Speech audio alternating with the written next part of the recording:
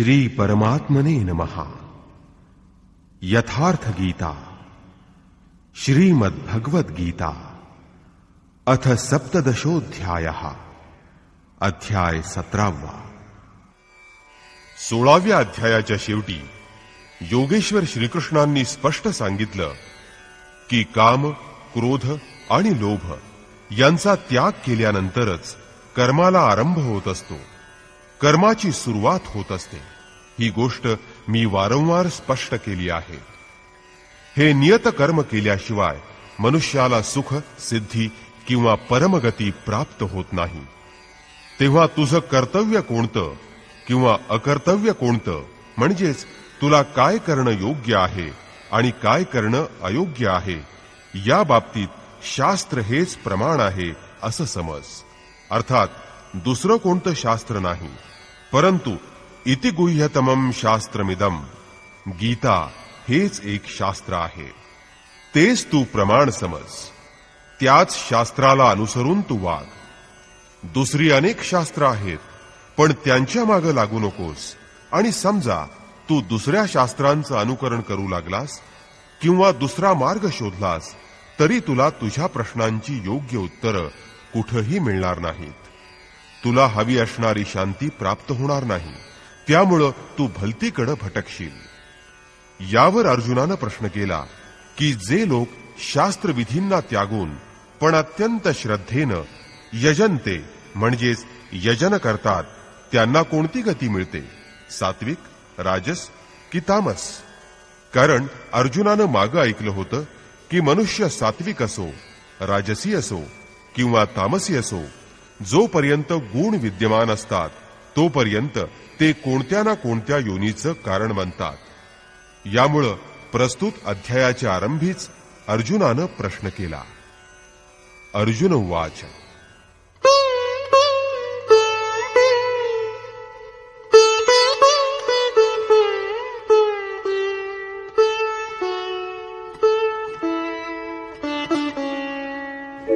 ये शास्त्रविधिमुत्सृज्य यजन्ते श्रद्धयान्विताः, तेषां निष्ठा तु का कृष्ण सत्त्वमाहो रजस्तमः। हे कृष्णा, जे शास्त्रविधींना सोडून किंवा डावलून पण अत्यंत श्रद्धेनं होम हवन किंवा भगवंताचं पूजन करतात, त्यांची गती काय होते, सात्विक, राजस की तामस? यजनामध्ये देवता, यक्षभूत हे सर्व येतात। श्री भगवान वाच,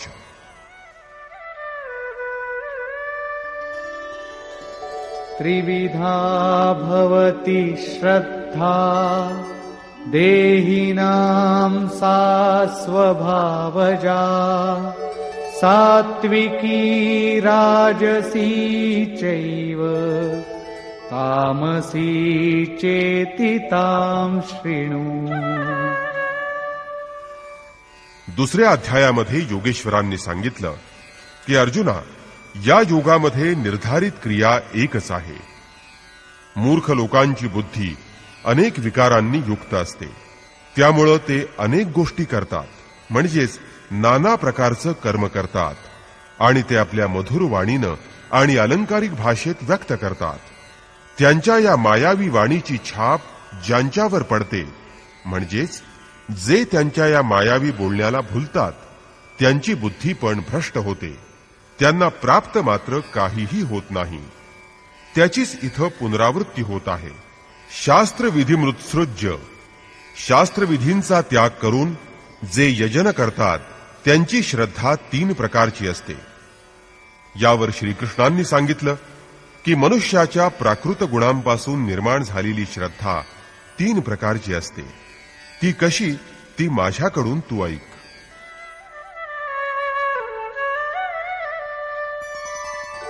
सत्त्वानुरूपा सर्वस्य श्रद्धा भवति भारत, श्रद्धामयोऽयं पुरुषो यो यच्छ्रद्धः स एव सः। हे भारता, सर्व लोकांची श्रद्धा त्यांच्या प्रकृती स्वभावाप्रमाणे वृत्तीप्रमाणे असते. हा पुरुष श्रद्धामय आहे, तेव्हा ज्या पुरुषाची जशी श्रद्धा असते तो स्वतः तशा प्रकारचा असतो. साधारणतः लोक विचारतात, मी कोण आहे? कुणी उत्तर देतो, मी आत्मा आहे. परंतु नाही, तो पुरुष म्हणजे आत्मा नव्हे. भगवान श्रीकृष्ण म्हणतात, ज्याची जशी श्रद्धा, जशी वृत्ती, तसा तो पुरुष असतो. गीता हे एक योगदर्शन आहे. महर्षी पातंजलीही एक योगी होते. त्यांचं योगदर्शन आहे. योग आहे काय? त्यांनी सांगितलं, योगेश्चित्त वृत्ती निरोधः. मनाच्या वृत्ती संपूर्णतः बंद होणं, थांबणं म्हणजे योग होय. एखाद्यानं हठयोगानं किंवा परिश्रमपूर्वक त्या वृत्तींना रोखलं तर त्याच्यापासून काय फायदा? तदा द्रष्टुः स्वरूपेव स्थानम. त्यावेळेला हा द्रष्टा जीवात्मा आपल्या शाश्वत स्वरूपात स्थिर होतो. पण तत्पूर्वी तो मलिन होता का? पतंजली म्हणतात, वृत्ती सारूप्यमितरत्र. दुसऱ्या वेळी जसं वृत्तीचं स्वरूप असेल तसा तो द्रष्टा असतो. इथं योगेश्वर श्रीकृष्ण म्हणतात, हा पुरुष श्रद्धामय आहे. श्रद्धेनं अगदी ओतप्रोत भरलेला आहे. कुठं ना कुठं श्रद्धा अवश्य असते आणि ज्या प्रकारची त्याची श्रद्धा असेल तो स्वतः तशाच प्रकारचा असतो. म्हणजे जशी वृत्ती तसा तो पुरुष. आता तिन्ही श्रद्धांचं विभाजन करीत ते पुढे सांगतात,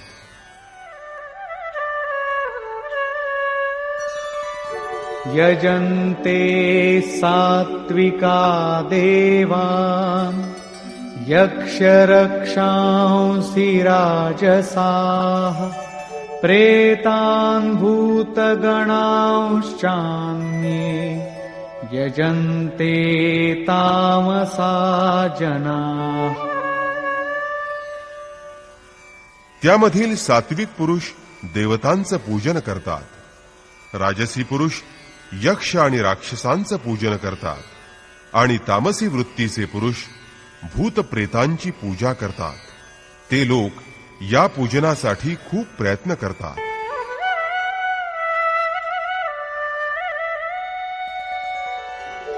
अशास्त्रविहितं घोरं तप्यन्ते ये तपोजनाः दम्भाहंकारसंयुक्ताः कामरागबलान्विताः.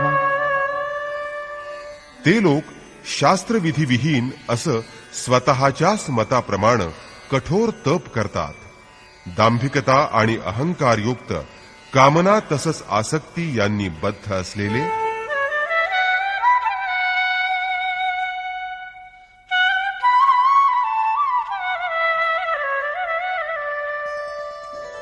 कर्षयन्तः शरीरस्थं भूतग्राममचेतसः मां चैवान्तः शरीरस्थं तान् विद्यासुरनिश्चयान्. ते शरीरामध्ये स्थित असलेल्या भूत समुदायास आणि अंतःकरणात स्थित असणाऱ्या मला सुद्धा कृश करतात, म्हणजे दुःख देतात. आत्मा प्रकृतीच्या भोगामध्ये पडून विकारांनी दुर्बल आणि यज्ञ साधनांनी बलवान बनत असतो. त्या अज्ञानी लोकांना तू निश्चितपणे असुर जाण, अर्थात ते सर्वजण आसुरी आणि मूर्ख आहेत असं समज. शास्त्रविधींचं उल्लंघन करून भजणारे सात्विक पुरुष देवतांचं, राजसी पुरुष यक्ष राक्षसांचं आणि तामसी पुरुष भूतप्रेतांचं पूजन करत असतात. केवळ पूजनच करत नाहीत तर कठोर तपही करतात. परंतु अर्जुना, त्यांचं हे अशा प्रकारचं पूजन शरीरामध्ये असणाऱ्या भूतांना आणि अंतःकरणात स्थित असणाऱ्या मला, परमात्म्याला दुर्बल बनवतं. या अशा तपानं ते मला भजत नाहीत. उलट माझ्यापासून दूर जातात. अशांना तू असुर समज. अर्थात देवतांचं पूजन करणारे पण असुरच असतात. यापेक्षा अधिक कोण काय सांगणार. तेव्हा हे सर्व भूतमात्र ज्याचा अंश आहे त्या माझं परमात्म्याचं पूजन करावं, आणि यावरच श्रीकृष्णांनी वारंवार भर दिला आहे.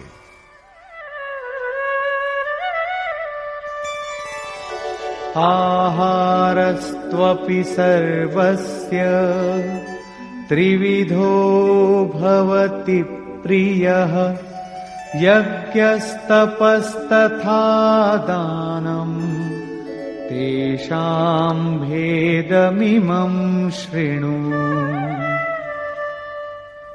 अर्जुना, ज्या प्रकारे श्रद्धा 3 प्रकारची असते, त्याचप्रमाणे प्रकृतीच्या त्रिगुणांनुसार भोजनही म्हणजेच आहार 3 प्रकारचा असतो. तसंच यज्ञ, तप आणि दानही 3 प्रकारचं असतं. त्यांच्यातले भेद मी तुला सांगतो, ते ऐक. प्रथम आहाराविषयी सांगतात.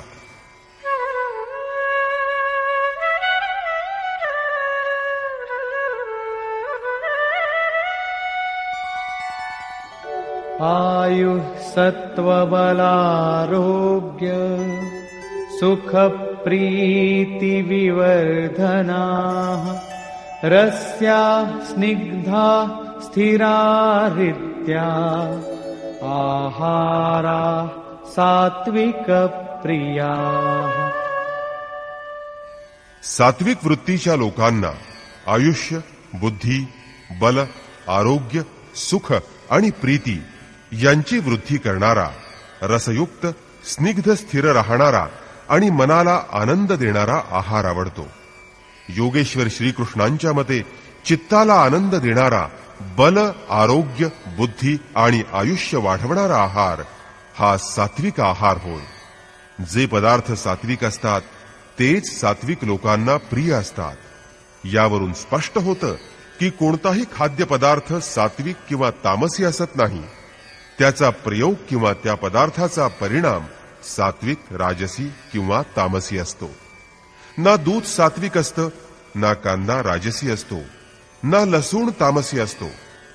जोपर्यंत बल, वृद्धी, आरोग्य आणि हृदयाला आवडण्याचा प्रश्न आहे, तोपर्यंत अखिल विश्वातील लोकांना आपापली प्रकृती, वातावरण आणि परिस्थितींच्या अनुसार विभिन्न प्रकारचे खाद्यपदार्थ भिन्न भिन्न प्रकृतीच्या लोकांना आवडत असतात.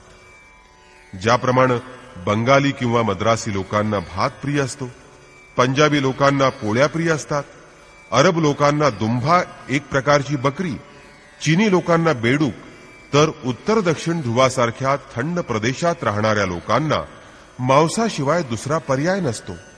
रशिया आणि मंगोलिया इथले आदिवासी लोक आपल्या जेवणात घोड्याचा उपयोग करतात. युरोपियन लोक गाय आणि डुक्कर खातात. तसंच उन्नतीमध्ये अमेरिका आणि युरोपियन लोक प्रथम श्रेणीत गणले जातात.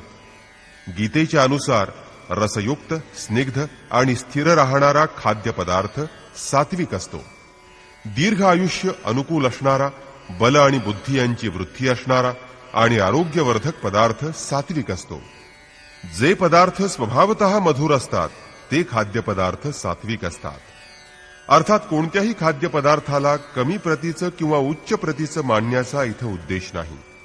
परिस्थिती, परिवेश तसंच देशकालानुसार जो खाद्यपदार्थ स्वभावतः आवडेल आणि जो जीवनशक्ती देईल तो पदार्थ सात्विक आहे. म्हणजेच कोणतीही वस्तू किंवा पदार्थ सात्विक, राजसी किंवा तामसी असत नाही. त्याचा प्रयोग सात्विक, राजसी आणि तामसी असतो.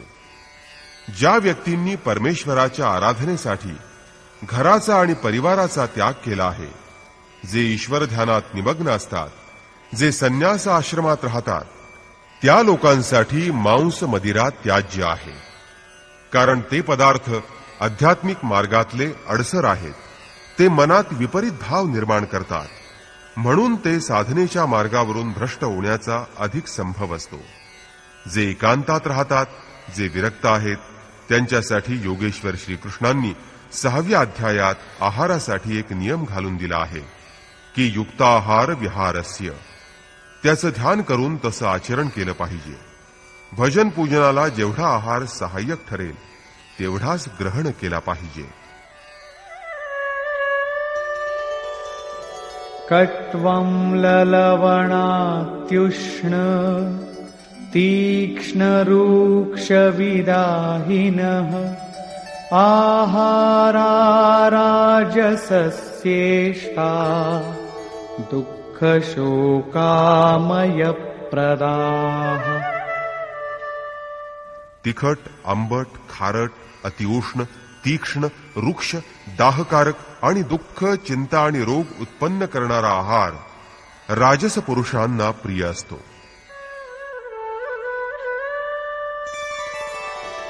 यातयामं गतरसं पूतिपर्युषितं च यत् उच्छिष्टमपि चामेध्यं भोजनं तामसप्रियम्. जे भोजन तयार होऊन एक प्रहरापेक्षा अधिक वेळ झाला असेल, गतरसम, जे भोजन रसरहित आहे, दुर्गंधयुक्त आहे, जे शिळ आहे, उष्ट आहे आणि अपवित्र आहे, अशा प्रकारचं भोजन तामसी वृत्तीच्या लोकांना प्रिय असतं. इथं हा प्रश्न पूर्ण झाला. आता यज्ञाविषयी पुढे श्रीकृष्णांनी विवरण केलं आहे.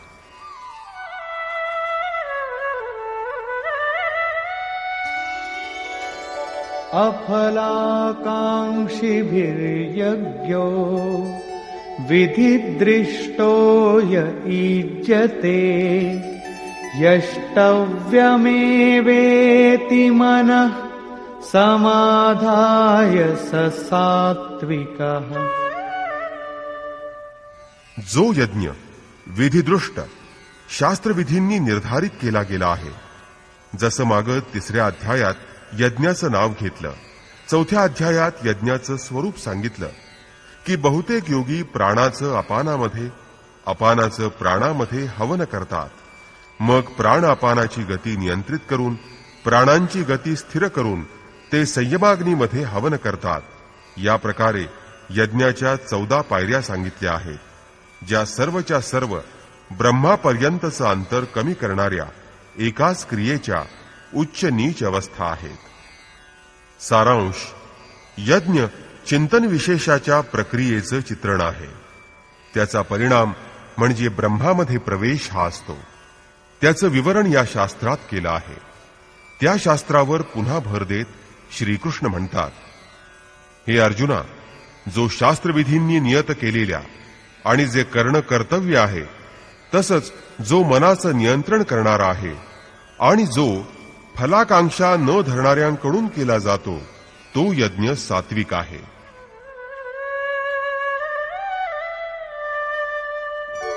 अभिसंधाय तु फलम् दम्भार्थमपि चैव यत् ईज्यते भरतश्रेष्ठ तं यज्ञं विद्धि राजसम्. हे अर्जुना, जो यज्ञ केवळ दंभाचरणासाठी केला जातो किंवा फळाची आशा ठेवून केला जातो, त्याला राजस यज्ञ म्हणतात. हा यज्ञ करणारा यज्ञाचे विधी जाणत असतो, परंतु हा यज्ञ तो दांभिकपणानं करत असतो किंवा अमुक वस्तू प्राप्त व्हावी या अपेक्षेनं करतो किंवा लोकांनी आपण यज्ञ करीत आहोत ते पाहावं, प्रशंसा करावी या हेतूनं करतो.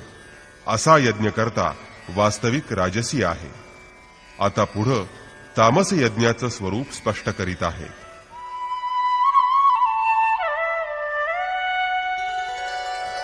विधिहीनमसृष्टान्नम् मन्त्रहीनमदक्षिणम् श्रद्धाविरहितं यज्ञं तामसं परिचक्षते.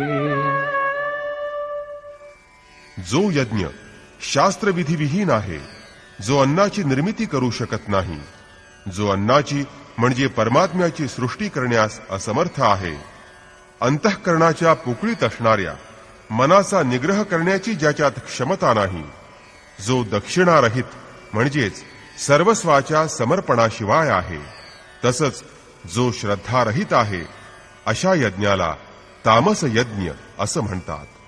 असा पुरुष वास्तविक यज्ञाविषयी काही जाणतच नाही.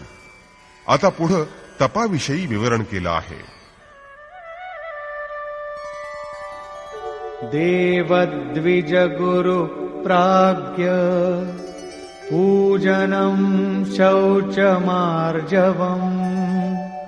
ब्रह्मचर्यमहिंसा च शारीरं तप उच्यते. परमदेव परमात्मा द्वैत भावावर विजय प्राप्त करणारे ब्राह्मण, सद्गुरू आणि विद्वज्जन यांचं पूजन, पवित्रता, सरळता, ब्रह्मचर्य तसंच अहिंसा यांना शारीरिक तप म्हणतात. शरीर हे सदैव वासनांकडे बहकत असतं. त्याला अंतःकरणाच्या आत्ता सांगितलेल्या वृत्तीनुरूप तापवणं म्हणजे शारीरिक तप आहे. अनुद्वेगकरं वाक्यं सत्यं प्रियहितं च यत् स्वाध्यायाभ्यसनं चैव वाङ्मयं तप उच्यते. उद्वेग न निर्माण करणारी प्रिय, हितकारक आणि सत्य भाषण तसंच परमात्म्यामध्ये प्रवेश दिववणाऱ्या शास्त्रांचा अभ्यास, नामजप यांना वाचिक तप असं म्हटलं जातं. वाणी विषयोन्मुख विचारांनाही व्यक्त करत असते. तिला त्या सवयीपासून परावृत्त करून परमसत्य परमात्म्याच्या विचाराच्या दिशेनं वळवणं याला वाचिक तप म्हणतात. आता मानस तप म्हणजे काय ते पहा.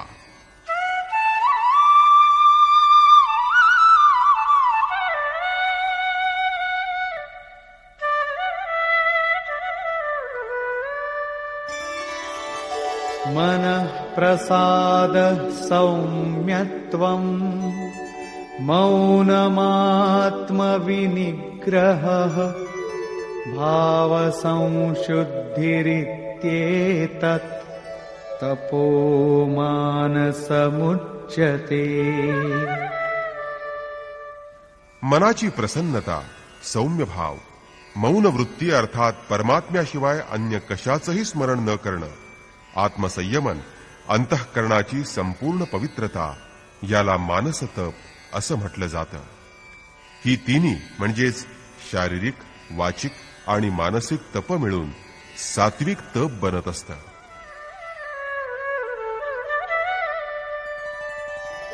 श्रद्धया परया तप्तं तपस्तत्त्रिविधं नरैः अफलाकाङ्क्षिभिर्युक्तैः सात्विकं परिचक्षते. फलाची आकांक्षा न ठेवता अर्थात निष्काम भावनेनं युक्त असणाऱ्या पुरुषांनी अत्यंत श्रद्धेनं हे 3 प्रकारचं तप आचरलं तर त्याला सात्विक तप असं म्हणतात. आता राजस तप म्हणजे काय ते पहा. सत्कारमानपूजार्थं तपोदम्भेन चैव यत् क्रियते तदिह प्रोक्तं राजसं चलमध्रुवम्. जे तप सत्कार, मान आणि पूजेसाठी किंवा केवळ दांभिकपणानं केलं जातं त्या अनिश्चित आणि चंचल फळ देणाऱ्या तपाला राजस तप म्हणतात.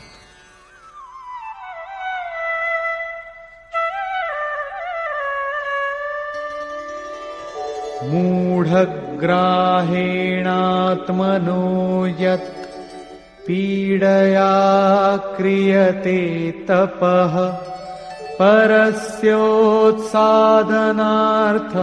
वा तत्तामसमुदाहृतम्.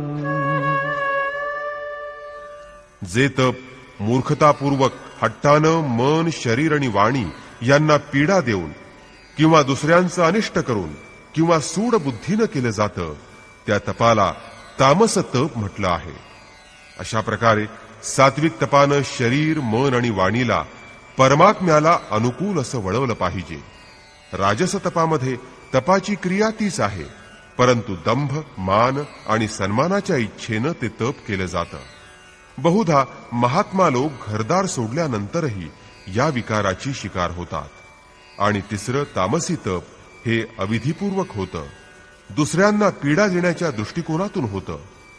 आता प्रस्तुत आहे दान.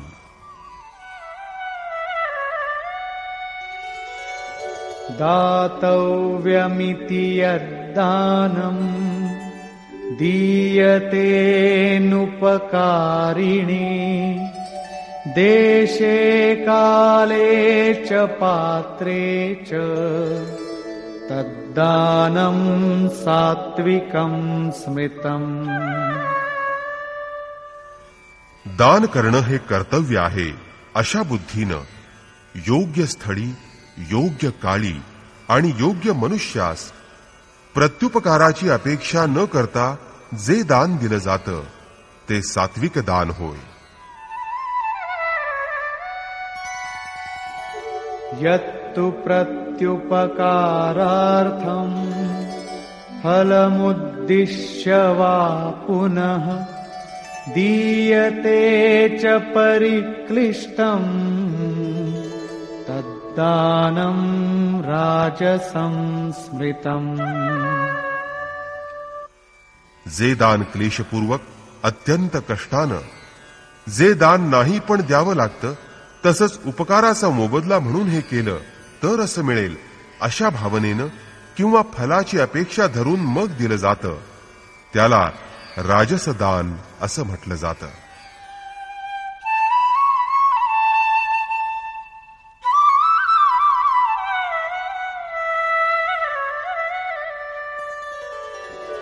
अदेशकाले यद्दानम् अपात्रेभ्यश्च दीयते असत्कृतमवज्ञातम् तत्तामसमुदाहृतम्. जे दान सत्काररहित किंवा तिरस्कारपूर्वक, झिडकारून, अयोग्य ठिकाणी, अयोग्य वेळी अपात्र माणसांना दिलं जातं ते दान तामस समजलं जातं. पूज्य महाराजश्री म्हणत असत, हो कुपात्र को दान देने से दाता नष्ट हो जाता है. अयोग्य मनुष्याला दान देण्यानं देणारा दाता नष्ट होतो. श्रीकृष्णानंही हेच म्हटलं आहे की दान देणं हे कर्तव्य आहे. देश, काल आणि पात्र प्राप्त होताच त्या बदल्यात प्रत्युपकाराची भावना न ठेवता दिलदारपणानं दिलेलं दान सात्विक आहे. अडचणीतून बाहेर येणारं, बदलात फलाच्या अपेक्षेनं दिलं जाणारं दान हे राजस आहे.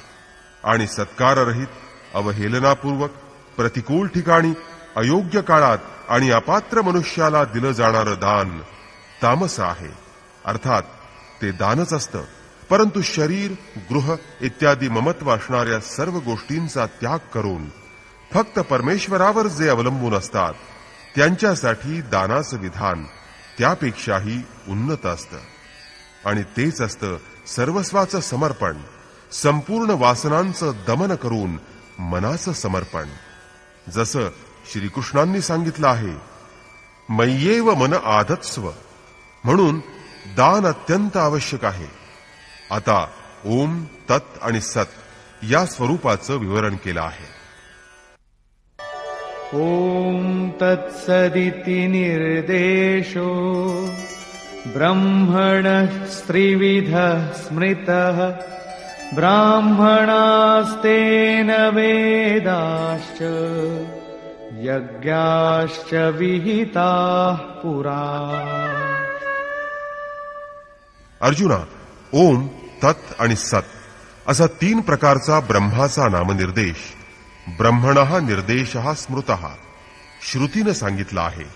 ही 3 अक्षरं ब्रह्माची स्मृती देववतात, संकेत करतात आणि ही 3 अक्षरं ब्रह्माचा परिचय देणारी आहेत. या नामाच्या योगानं पूर्वी ब्राह्मण, वेद आणि यज्ञादी रचले गेले आहेत. अर्थात ब्राह्मण, यज्ञ आणि वेद ओम पासून निर्माण होतात. ते योगातून जन्मतात. ओमच्या सतत चिंतनातून त्यांची उत्पत्ती झाली आहे आणि दुसरा उपाय नाही.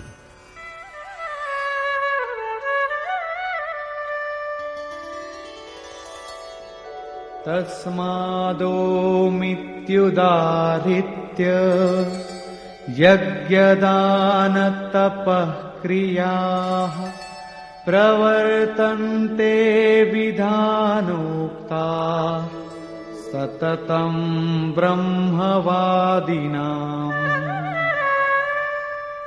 म्हणून ब्रह्माचं कथन करणाऱ्या म्हणजेच ब्रह्मवाद्यांच्या शास्त्राला अनुसरून होणाऱ्या यज्ञ, दान, तप इत्यादी क्रिया नेहमीच ओम या अक्षराचा उच्चार करूनच नेहमी सुरू केल्या जातात की ज्यामुळं ब्रह्माचं स्मरण होतं. आता तत् शब्दाबद्दल पुढं विवरण करत आहेत.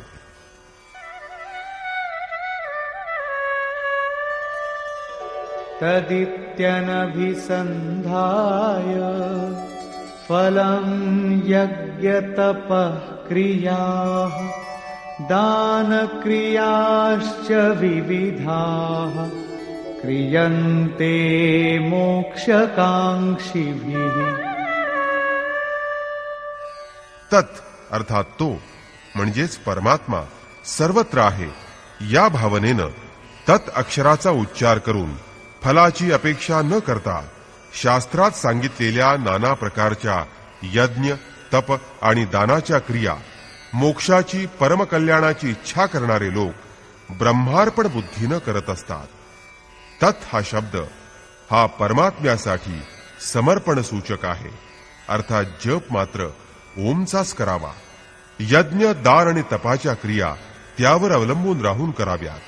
आता सत शब्दाचं विवरण पुढील श्लोकात केलं आहे.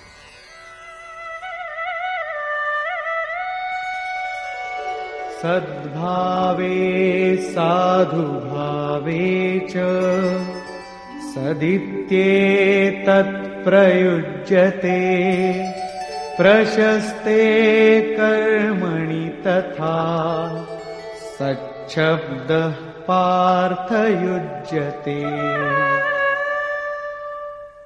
सत योगेश्वर श्रीकृष्णांनी सत म्हणजे काय ते सांगितलं आहे. गीतेच्या सुरुवातीला अर्जुनानं म्हटलं होतं की कुलधर्म शाश्वत आहे, सत्य आहे. त्यावर श्रीकृष्णानं म्हटलं, अर्जुना, तुझ्यामध्ये हे अज्ञान कुठून आलं? अरे, तिन्ही कालामध्ये सतचा कधी अभाव असतच नाही. ते नष्ट करता येत नाही आणि असत वस्तूचं तिन्ही कालात अस्तित्व असतच नाही. त्याला रोखलं जात नाही. वस्तुतः अशी कोणती वस्तू आहे जिचा तिन्ही कालात अभाव नाही आणि ती असत वस्तू आहे की जिला अस्तित्व नाही? यावर श्रीकृष्ण म्हणाले, हा आत्माच सत्य आहे आणि प्राणिमात्रांचं शरीर नाशवंत आहे. आत्मा सनातन आहे, अव्यक्त आहे, शाश्वत आणि अमृत स्वरूप आहे. तेच परमसत्य आहे. इथं श्रीकृष्ण म्हणतात, सत अशा परमात्म्याच्या या नावाचा सद्भावे म्हणजे सत्यासाठी आणि चांगलं असणं यासाठी उपयोग केला जातो. जेव्हा कर्म सांगोपांग आणि चांगल्या प्रकारे होऊ लागतं तेव्हा सत शब्दाचा प्रयोग केला जातो. सतचा अर्थ असा नाही की त्या वस्तू आमच्या आहेत. जेव्हा हे शरीरच आमचं नसतं तर त्यासाठी उपभोग्य असणाऱ्या वस्तू आमच्या कशा असतील? हे सत नाही. सतचा प्रयोग केवळ एका दिशेतच केला जातो. सद्भावात आत्माच परमसत्य आहे. या सत्याचा भाव असावा, त्याला साधण्यासाठी साधुभाव असावा आणि त्याची प्राप्ती करून देणारं कर्म चांगल्या प्रकारे व्हायला लागावं, तेव्हा सत शब्दाचा प्रयोग केला जातो. यावर योगेश्वर म्हणतात, यज्ञे तपसि दाने च स्थितिः सदिति चोच्यते कर्म चैव तदर्थीयम् सदित्येवाभिधीयते. यज्ञ, दान, तप करत राहणं या स्थितीला सत असं म्हणतात. तदर्थी यम, त्या परमात्म्याच्या प्राप्तीसाठी केलं जाणारं कर्म हे सत आहे. यज्ञ, दान आणि तप हे कर्म पूरक आहे. शेवटी निर्णय देताना श्रीकृष्ण सांगतात की या सर्वांसाठी श्रद्धा आवश्यक आहे.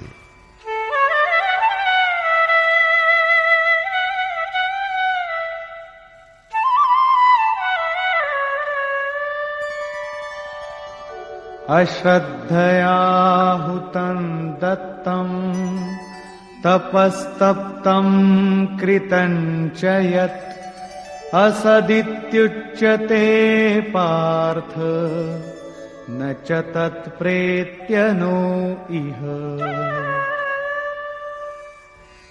हे पार्था, अश्रद्धेनं केलेलं हवन, दिलेलं दान, आचरलेलं तप आणि केलेलं जे कर्म असेल त्याला असत असं म्हणतात. हे असत या लोकी आणि परलोकीही लाभदायक नाही आणि म्हणूनच भगवंताला समर्पण करताना नितांत श्रद्धेची आवश्यकता आहे. निष्कर्ष. या अध्यायाच्या सुरुवातीला अर्जुनानं प्रश्न केला की जे शास्त्रविधींचा त्याग करून आणि श्रद्धेनं यजन करतात, लोक भूत, भवानी अशा अन्य देवतांची पूजा करीत असतात, तर त्यांची श्रद्धा कशी असते? ती सात्विक असते, राजस असते की तामस? यावर योगेश्वर श्रीकृष्णांनी सांगितलं, अर्जुना, हा पुरुष म्हणजे श्रद्धेचं एक स्वरूप आहे. कुठं कुठं त्याची श्रद्धा असेलच, आणि जशी श्रद्धा तसा पुरुष, जशी वृत्ती तसा पुरुष. त्याची ती श्रद्धा सात्विक, राजस आणि तामस अशा 3 प्रकारची असते. सात्विक श्रद्धा असणारे देवतांचं, राजसी श्रद्धा असणारे यक्ष म्हणजेच जे यश शौर्य देतात, तसंच राक्षस जे क्रूरकर्मी आणि बलवान असतात त्यांच्या मागं धावतात, आणि तामसी श्रद्धा असणारे भूतप्रेतांचं पूजन करतात. शास्त्रविधीरहित या पूजाविधींच्या द्वारा हे 3 प्रकारचे श्रद्धावान लोक शरीरामध्ये वास करत असलेल्या भूत समुदाय अर्थात आपले संकल्प आणि हृदयरूपी देशात राहत असणाऱ्या मज परमात्म्याला कृश करतात. ते माझी पूजा करत नाहीत, पण मला दुःख देतात. त्या सर्वांना तू असुर जाण, म्हणजेच भूत, प्रेत, यक्ष, राक्षस तसंच देवतांचं पूजन करणारे सर्व असुर आहेत. या ठिकाणी देवता पूजनाचा उच्चार 3ऱ्यांदा केला आहे. पहिल्या अध्यायात 7व्या श्लोकात त्यांनी सांगितलं की अर्जुना, कामनांनी ज्यांचं ज्ञान भ्रष्ट झालं आहे ते मूढबुद्धी लोक अन्य देवतांची पूजा करतात. ते तेव्हा माझीही पूजा करतात, परंतु त्यांचं ते पूजन अविधिपूर्वक अर्थात शास्त्रविधीरहित असतं, त्यामुळं ते नष्ट होतं. इथं या 17व्या अध्यायात अशा लोकांना आसुरी स्वभावाचं म्हटलं आहे. श्रीकृष्णांच्या मते एका परमात्म्याची पूजा म्हणजे खरी पूजा होय. यानंतर श्रीकृष्णांनी 4 प्रश्नांची चर्चा केली आहे: आहार, यज्ञ, तप आणि दान. आहार 3 प्रकारचे असतात. सात्विक पुरुषाला आरोग्यवर्धक, मधुर असणारा स्निग्ध आहार प्रिय असतो. राजसी पुरुषाला कडू, तीक्ष्ण, उष्ण, मसालेदार, चमचमीत असा रोगवर्धक आहार प्रिय असतो. तर तामसी पुरुषाला उष्टा, शिळा आणि अपवित्र आहार प्रिय असतो. शास्त्रविधीत सांगितलेले यज्ञ, जी आराधनेची अंतःक्रिया आहे, जे मनाचं निरोधन करतात, फलाकांक्षरहित तो यज्ञ सात्विक आहे. दंभ प्रदर्शक तसंच फलप्राप्तीसाठी केलेला यज्ञ राजसी आहे, आणि शास्त्रविधीविहीन मंत्र, दान तसंच श्रद्धेनं केलेला यज्ञ तामसी आहे. परमदेव परमात्म्यात प्रवेश दिववणारी योग्यता ज्यांच्यात आहे, त्या प्राज्ञ सद्गुरूची अर्चना, सेवा आणि अंतःकरणपूर्वक अहिंसा, ब्रह्मचर्य आणि पवित्रतेला अनुसरून शरीराला तापवणं हेच शरीराचं तप आहे. सत्य, प्रिय आणि हितकारक बोलणं म्हणजे वाचिक तप होय, आणि मनाला कर्मामध्ये प्रवृत्त ठेवणं, परमात्म्याशिवाय विषय चिंतनात मनाचं मौन ठेवणं याला मानसिक तप म्हणतात. मन, वाणी आणि शरीर तिन्ही मिळून भगवंताला प्रसन्न करण्याकरता जे तप केलं जातं त्याला सात्विक तप म्हणतात. अभिलाषेसहित केल्या जाणाऱ्या तपाला राजसी तप म्हणतात. तर शास्त्रविधिरहित दुसऱ्याच्या नाशासाठी जे तप केलं जातं त्याला तामसी तप असं म्हणतात. दान करणं आपलं कर्तव्य आहे असं समजून देश, काल आणि योग्य मनुष्य यांचा विचार करून श्रद्धापूर्वक जे दान दिलं जातं त्याला सात्विक दान म्हणतात. लाभाच्या आणि लोभाच्या अपेक्षेनं अत्यंत दुःखानं जे दान दिलं जातं त्याला राजसी दान म्हणतात. आणि तिरस्कारानं तसंच अपात्र मनुष्याला दिलं जाणाऱ्या दानाला तामसी दान म्हणतात. ओम, तत् आणि सत यांचं स्वरूप सांगताना श्रीकृष्ण म्हणाले की हे नाव परमेश्वराचं स्मरण करून देतं. शास्त्रोक्त तप, दान आणि यज्ञादी कर्म करताना प्रथम ओमचा उच्चार करून प्रारंभ करतात. पूर्तीमध्ये ओम पिंड सोडतो. तत्चा अर्थ आहे परमात्मा. त्या ईश्वराला समर्पित होऊनच जेव्हा सातत्यानं कर्म होतं तेव्हा सतचा प्रयोग होतो. भजन सत आहे. सतसाठी भाव आणि साधुभावात सतचा प्रयोग केला जातो. परमात्म्याची प्राप्ती करून देणाऱ्या कर्म, यज्ञ, दान आणि तपामध्ये सतचा प्रयोग होतो आणि परमात्म्यात प्रवेश दिववणारं कर्म निश्चितपणे सत असतं. परंतु या सर्वांबरोबर श्रद्धा आवश्यक आहे. अश्रद्धेनं केलेलं कर्म, दिलेलं दान, तापलेलं तप ना या जन्मात लाभदायक आहे ना पुढल्या जन्मात. तेव्हा श्रद्धा अपरिहार्य आहे. संपूर्ण अध्यायात श्रद्धेवर विवरण केलं आहे आणि शेवटी ओम, तत् आणि सतची व्याख्या प्रस्तुत केली आहे जी गीतेच्या श्लोकात प्रथमच आलेली आहे. म्हणून ओम तत्सदिति श्रीमद्भगवद्गीतासूपनिषत्सु ब्रह्मविद्यायां योगशास्त्रे श्रीकृष्णार्जुन संवादे ओम तत्सत् श्रद्धात्रय विभाग योगो नाम सप्तदशोऽध्यायः. याप्रमाणे श्रीमद्भगवद्गीता रूपी उपनिषदातील ब्रह्मविद्यांतर्गत योगशास्त्रातील श्रीकृष्ण आणि अर्जुन यांच्या संवादातील श्रद्धात्रय विभाग योग नावाचा 17वा अध्याय समाप्त झाला. इति श्रीमत् परमहंस परमानंदस्य शिष्य स्वामी अडगडानंद कृते श्रीमद्भगवद्गीताया यथार्थ गीता भाष्ये ओम तत्सत् श्रद्धात्रय विभाग योगो नाम सप्तदशोऽध्यायः. अशा प्रकारे श्रीमत् परमहंस परमानंदजींचे शिष्य स्वामी अडगडानंदकृत श्रीमद्भगवद्गीतेवरील भाष्य यथार्थ गीता यामधील ओम तत्सत् श्रद्धात्रय विभाग योग नावाचा 17वा अध्याय समाप्त झाला. हरिओम तत्सत्.